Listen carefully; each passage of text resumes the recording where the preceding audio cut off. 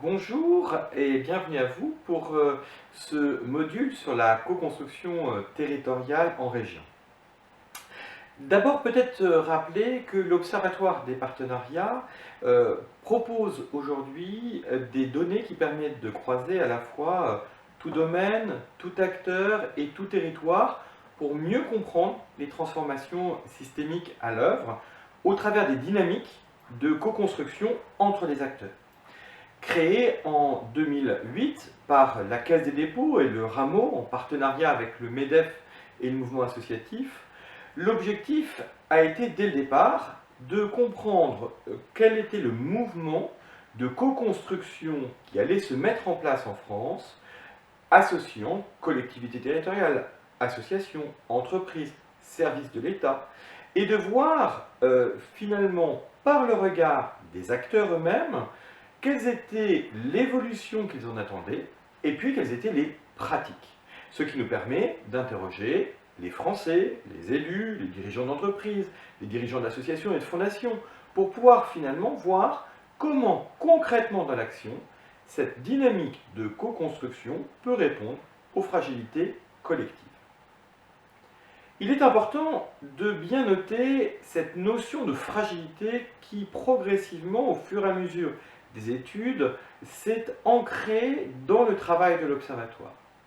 La fragilité, elle est nécessairement évolutive dans le temps et très liée à un territoire donné. D'où l'importance d'avoir des données qui ne sont pas seulement nationales, mais aussi qui peuvent être déclinées au niveau de région, voire infrarégionales, et mises en comparaison avec des données internationales.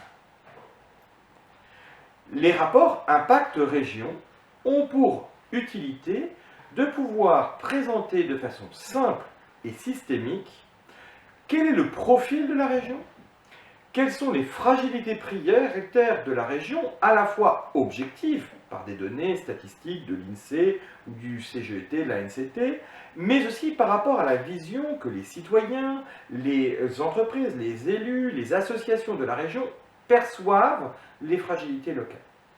Et le dernier point, c'est de comprendre les dynamiques du jouet collectif local pour répondre à ces fragilités, avec à la fois pour objectif de réduire les fragilités et d'inventer de nouveaux moteurs de croissance et d'emploi. Voilà quel est le sens des 13 rapports impact région que vous pouvez retrouver dans l'Observatoire des partenariats. Mais sans plus attendre, découvrons les chiffres de notre région. Merci Charles Benoît. Bonjour à tous. Quel est le profil de la région Île-de-France? Rappelons tout d'abord les données de référence de cette région. Elle représente 19% de la population française, plus de 2% de la superficie de notre pays et 4% des communes en France. Elle correspond à 31% du PIB français, 22% des entreprises et 15% des associations en France. C'est une région très dense, avec une part importante de CSP+, et un poids économique considérable, près d'un tiers du PIB national. Pour une vision plus détaillée de ces données de profil de l'Île-de-France, je vous invite à regarder la fiche repère Jouets collectifs en Île-de-France. Penchons-nous à présent sur les indices de fragilité régionale. Nous avons 16 domaines sur lesquels nous avons retenu un indicateur clé. Ces indicateurs permettent de situer la région Île-de-France par rapport aux autres régions de France métropolitaine. Qu'est-ce qu'on constate? Les indices de fragilité sont plus importants en Île-de-France dans 5 domaines. Développement économique, pouvoir d'achat, logement, immigration et transition énergétique. Ces données nous apportent une vision objective. Et quelle est la perception des habitants? Comment a-t-elle évolué dans le temps? Nous avons fait 2 grandes enquêtes, en 2015 et en 2019, avant la crise de la Covid. Nous avons questionner les Franciliens sur leur vision des fragilités de leur territoire. Partageons un premier constat des habitants de la région. À leurs yeux, les fragilités avaient augmenté sur une majorité de domaines entre 2015 et 2019. Et le pouvoir d'achat était la première fragilité perçue par les habitants d'Île-de-France devant l'emploi, la sécurité et la pauvreté. Comment s'articulent les données du territoire et leur perception par les habitants? En Île-de-France, on constate un parallèle entre cette réalité factuelle et la réalité perçue dans les principaux domaines, avec un écart pour l'emploi, perçu comme prioritaire par les habitants. En croisant ces deux éléments, vous pouvez avoir des écarts importants entre la réalité objective de la région et sa perception par les habitants, les associations et les entreprises. C'est tout l'intérêt de cette étude. Vous pouvez consulter l'étude complète si vous souhaitez davantage d'informations. Pour aller plus loin, regardons maintenant la capacité des acteurs à agir ensemble pour réduire ces fragilités et inventer ensemble de nouveaux moteurs de croissance et d'emploi. En France, nous constatons aujourd'hui une véritable convergence sur cette volonté d'agir ensemble et cette urgence d'agir ensemble. D'abord, 81% des citoyens, en plein cœur de la crise, ont affirmé l'importance que collectivités, associations et entreprises travaillent ensemble pour réduire ces fragilités. Le deuxième élément, c'est l'étude Impact élus locaux, publiée en novembre 2020. Selon elle, 92% des maires reconnaissent l'utilité de cette dynamique de co-construction pour répondre aux défis locaux. Et puis, troisième bonne nouvelle qui montre une vision convergente des acteurs. 84% des chefs d'entreprise désirent mettre en place des alliances à court terme pour faire face à la crise et à moyen terme pour répondre à nos défis communs. Nous sommes donc bien à un moment donné où trois grands acteurs, les citoyens, les entreprises et les acteurs publics, partagent cette même envie de jouer collectif. Quelle est la vision des maires en Île-de-France? 66% nous disent « Oui, il existe des dynamiques de co-construction au sein de mon territoire ». Et parmi eux, un peu moins d'un maire sur deux considère que ces dynamiques sont en émergence. Vous souhaitez mieux comprendre les positions des maires? Je vous invite à consulter l'étude complète Impact élus locaux.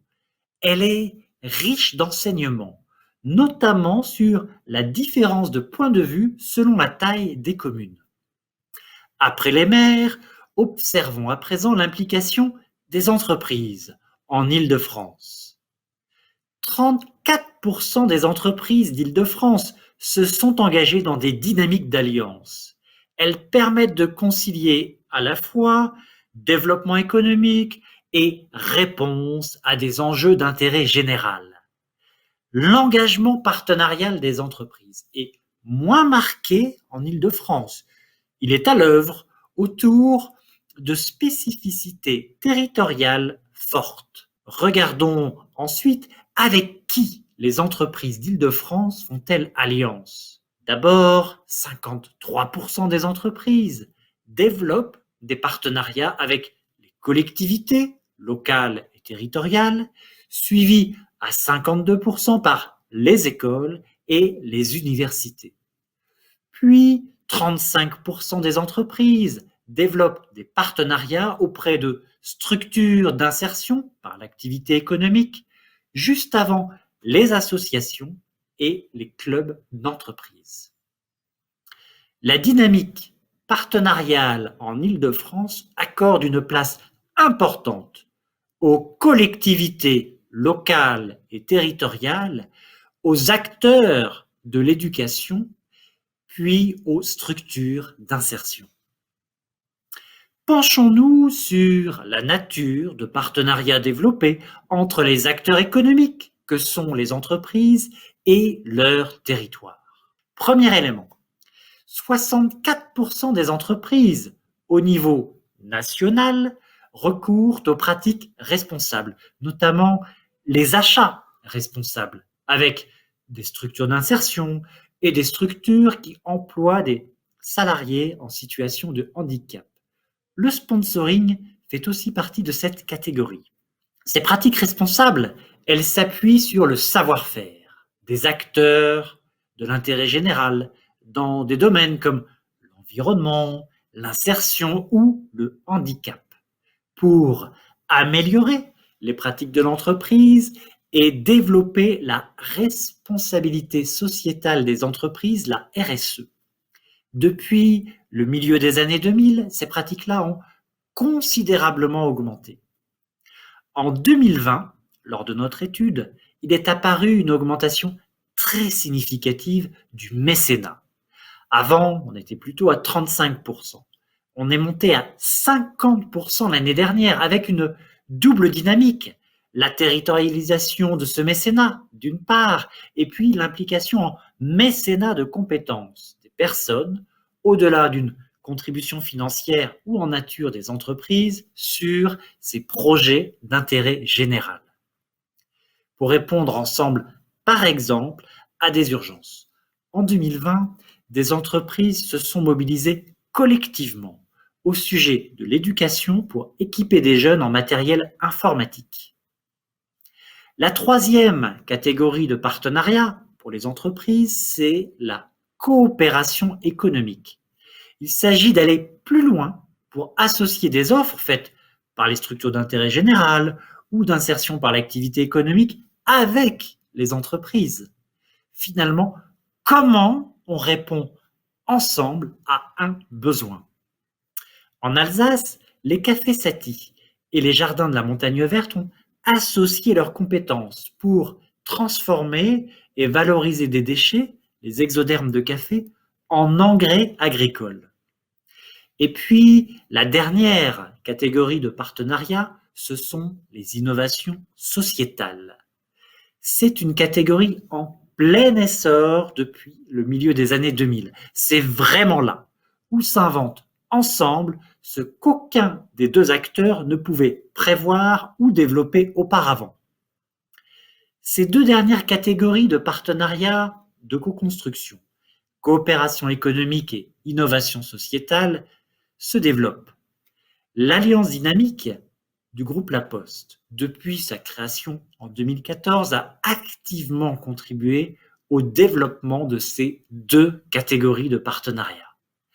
Il existe ainsi 4 modalités complémentaires de partenariat entre une entreprise et un acteur d'intérêt général pour répondre à des défis locaux. Alors, quels partenariats sont mis en œuvre par les entreprises en Île-de-France? Pour 53% des entreprises de la région, le mécénat est la forme la plus utilisée de partenariat, avant la coopération économique et les pratiques responsables pour 48% d'entre elles, et bien avant l'innovation sociétale. Bien sûr, les pratiques plus locales, au niveau de Trappes, de Charenton, de Roissy ou de Meaux, par exemple, ne sont souvent pas les mêmes. Et c'est intéressant de rentrer ensuite dans les spécificités locales. En Île-de-France, les entreprises privilégient le mécénat, puis les pratiques responsables et la coopération économique. Alors, comment le jouet collectif se structure en territoire? Qui peut jouer un rôle pour favoriser ces dynamiques collectives? Depuis une décennie, on a vu émerger 4 démarches d'ingénierie relationnelle pour répondre à ce besoin de jouet collectif entre organisations d'univers différents. Tout d'abord, le dialogue territorial. Il développe l'interconnaissance et met autour de la table associations, entreprises et collectivités pour inventer des solutions ensemble. Ensuite viennent les expérimentations collectives. Comment peut-on répondre ensemble pour faire émerger des réponses innovantes? Apprendre à faire alliance n'est pas une évidence. Aussi, l'accompagnement des acteurs publics ou privés est-il structurant?